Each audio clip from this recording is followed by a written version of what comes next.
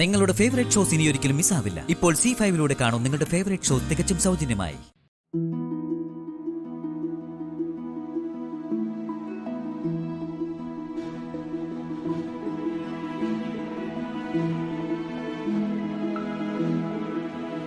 സീമ ഇന്ന് വന്നില്ലേ? സീമേച്ചി ഇന്ന് വരാൻ കുറച്ച് താമസിക്കും.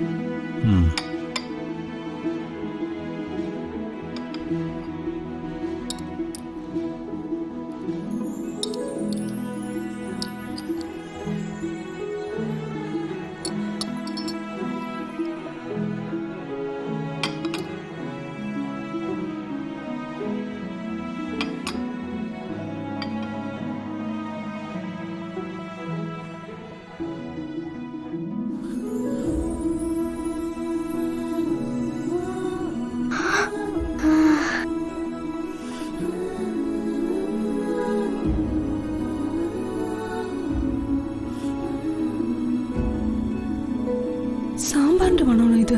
ഇന്നെന്താ ഇത്ര പ്രത്യേകത?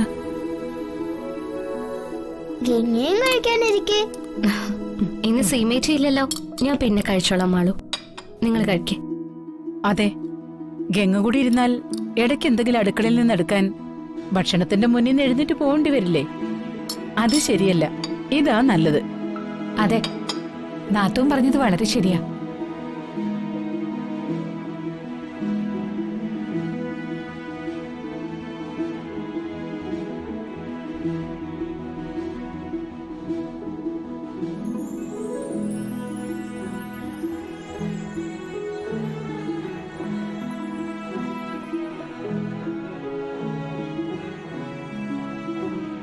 ഇതെന്താ ഇങ്ങനെ?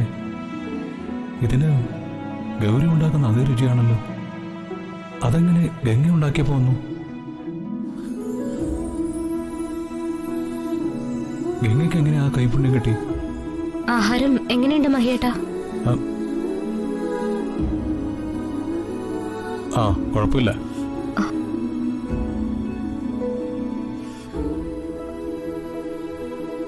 മഹിയേട്ടൻ എന്താ അങ്ങനെ പറഞ്ഞത്? ഇത്രയും രുചിയുണ്ടായിട്ടും മഹിയേട്ടൻ നല്ലതാണെന്ന് പറഞ്ഞില്ലല്ലോ. അവൾക്കത് വിഷമമായി, എനിക്കത് സന്തോഷമായി. മഹിയേട്ട, ഇത് നല്ല രുചിയുണ്ട് ഗംഗേ, എനിക്ക് ഒത്തിരി ഇഷ്ടായി. നീയല്ലെങ്കിലും അങ്ങനല്ലേ പറയൂ. അതെന്താ? ഗംഗ നിന്റെ ആളല്ലേ, അപ്പൊ സത്യം പറയില്ലല്ലോ. പക്ഷെ ഞാൻ മുഖത്ത് നോക്കി സത്യം പറയും. സാമ്പാർ അത്ര അങ്ങ് ശരിയായില്ല. ചട്നിക്കാണെങ്കിൽ എന്തോ ഒരു ചുവയും. പിന്നെ ഉച്ചവരെ വിശക്കാതിരിക്കണമല്ലോ എന്ന് കരുതി ഇങ്ങ് കഴിക്കുക. ശ്രേയ, 2 ഇഡ്ഡലി കൂടി ഇങ്ങടുത്തെ. ഇത്തിരി സാമ്പാറും ആ ചട്നിയും കൂടെ. കറി കൊള്ളില്ലെങ്കിൽ പിന്നെ എന്തിനാ കഴിക്കുന്നേ? ഞാനേ മരുന്ന് കഴിക്കുന്നോണ്ട് ആഹാരം നന്നായി കഴിക്കണമെന്നാ ഡോക്ടർ പറഞ്ഞിരിക്കുന്നെ.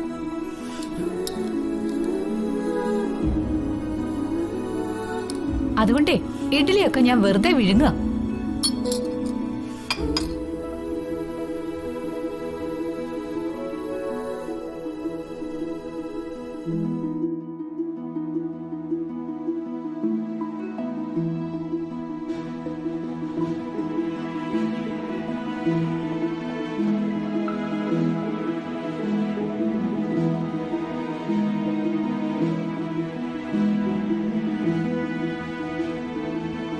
ഗംഗെ, നോക്കി നിൽക്കാതെ എല്ലാം എടുത്തോണ്ട് വാ.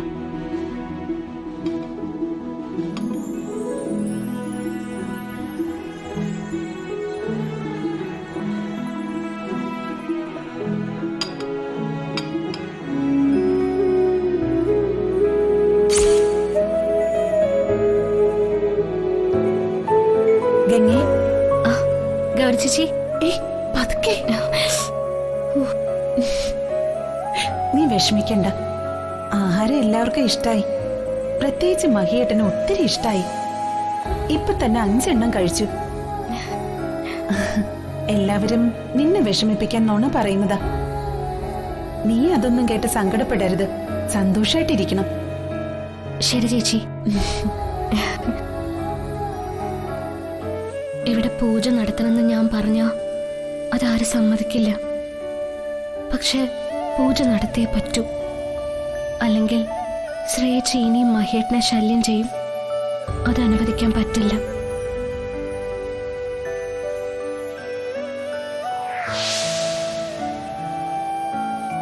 ഗംഗേ, ഗൗരി ചേച്ചി, ഗംഗ എന്തോ വലിയ ആലോചനയിലാണല്ലോ. അത് ഞാൻ ശ്രേയച്ചയുടെ നാടകം കളി അവസാനിപ്പിക്കാൻ ഒരു വഴി കണ്ടുപിടിച്ചിരുന്നു. പക്ഷെ അത് അവരെ കൊണ്ട് എങ്ങനെ സമ്മതിപ്പിക്കാന്നുള്ള വഴി ആലോചിക്കുക. എന്ത് ചെയ്യാനാ പ്ലാൻ? പടിഞ്ഞാറ്റില്ലത്തെ നാരായണ ഭട്ടതിരിയെ ഞാൻ പോയി കണ്ട് സംസാരിച്ചിരുന്നു. തിരുമേനി എല്ലാ സഹായവും ചെയ്യാന്ന് സമ്മതിക്കുകയും ചെയ്തു. ശ്രേയച്ചയുടെ ശരീരത്തിൽ നിന്ന് ആത്മാവിനെ മോചിപ്പിക്കാൻ ഒരു പൂജ നടത്തി ശ്രേയച്ചയുടെ കള്ളക്കളികൾ അവസാനിപ്പിക്കണം. പക്ഷേ അതിന് അവര് സമ്മതിക്കാതെ ആ പൂജ ഇവിടെ നടത്താൻ സാധിക്കില്ലല്ലോ. മഹിയേട്ടൻ പറഞ്ഞ അവര് സമ്മതിക്കും. സമ്മതിക്കും. പക്ഷേ മഹിയേട്ടോട് ഞാൻ പറയാന്ന് വിചാരിച്ച ഇപ്പോഴത്തെ മഹിയേട്ടന്റെ രീതികള് ഗൗരി ചേച്ചിക്ക് അറിയില്ലേ?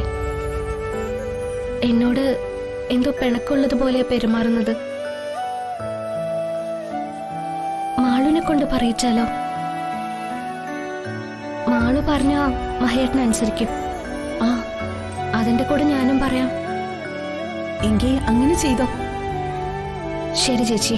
പിന്നെ അതിനു മുൻപ് ഗംഗ മഹേട്ടനോട് സംസാരിച്ച് നിങ്ങൾക്കിടയിലുള്ള പ്രശ്നം എന്താന്ന് മനസ്സിലാക്കണം. മഹേട്ടന്റെ മനസ്സിൽ എന്തോ കേറിക്കൂടിയിട്ടുണ്ട്. അത് ആരെങ്കിലും എന്തെങ്കിലും മനഃപൂർവ്വം നുണ പറഞ്ഞു കൊടുത്തതാവാനാണ് സാധ്യത. അതെന്താണെന്ന് അറിയണം. ഞാൻ ചോദിച്ചിട്ട് മഹേട്ടൻ പറഞ്ഞില്ലെങ്കിലോ? ഗംഗ ഒന്ന് നിർബന്ധിച്ച് നോക്കിയാ മഹേട്ടൻ പറയാതിരിക്കില്ല. മുൻപ് ഞാൻ ഈ രീതിയിൽ പെരുമാറിയപ്പോ മഹേട്ടൻ പല പ്രാവശ്യം എന്നോട് കാരണം ചോദിച്ചിട്ടും എനിക്ക് പറയാൻ പറ്റിയില്ല. ഞാൻ പറയാതിരുന്നതിന്റെ കാരണം ചേച്ചിക്ക് അറിയാലോ. എനിക്ക് അതിനുള്ള സാഹചര്യമോ അവസ്ഥയോ ഇല്ലായിരുന്നു. മഹേട്ടന്റെ അമ്മ ഞാൻ കാര്യങ്ങൾ പറയുന്നതിൽ നിന്ന് എന്നെ വിലക്കിയിരുന്നു. അതിന് തക്കതായ കാരണങ്ങൾ പറഞ്ഞെന്നെ ബോധ്യപ്പെടുത്തിയിരുന്നു. അതുപോലെ മഹേട്ടനെയും ആരെങ്കിലും എന്തെങ്കിലും പറഞ്ഞ് തടഞ്ഞിരിക്കുകയാണെങ്കിലോ? മഹേട്ടന്റെ കാര്യത്തിൽ അങ്ങനെ ഒരു ചിന്തയൊന്നും വേണ്ട. മഹേട്ടന്റെ മനസ്സിൽ എന്തെങ്കിലും സംശയമോ ചോദ്യമോ കയറിക്കൂടിയ അതിന്റെ ഉത്തരം കണ്ടുപിടിക്കാനും സത്യം അറിയാനും മഹേട്ടൻ ശ്രമിക്കും. ഗംഗ ധൈര്യമായിട്ടിരിക്കെ. ആദ്യം മഹേട്ടന്റെ മനസ്സിൽ എന്താണെന്ന് അറിയാൻ ശ്രമിക്കും. അത് കഴിഞ്ഞ് മാളുവിനെ കൊണ്ട് പൂജയുടെ കാര്യം സംസാരിപ്പിക്കും. ശരി ചേച്ചി, അങ്ങനെ ചെയ്യാം.